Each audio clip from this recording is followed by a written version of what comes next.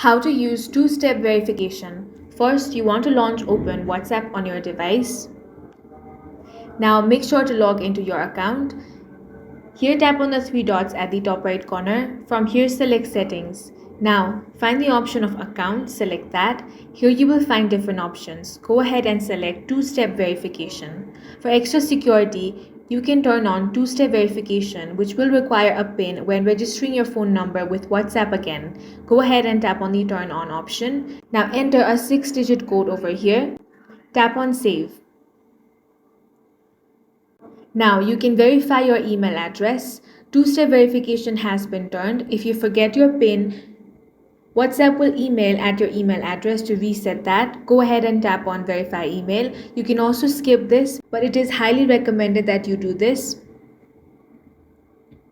As you can see, the two-step verification has been successfully turned on. Make sure that you never share your two-step verification PIN with others, and that's all for this video. If you found it useful, make sure to hit the like button and subscribe for more videos like this.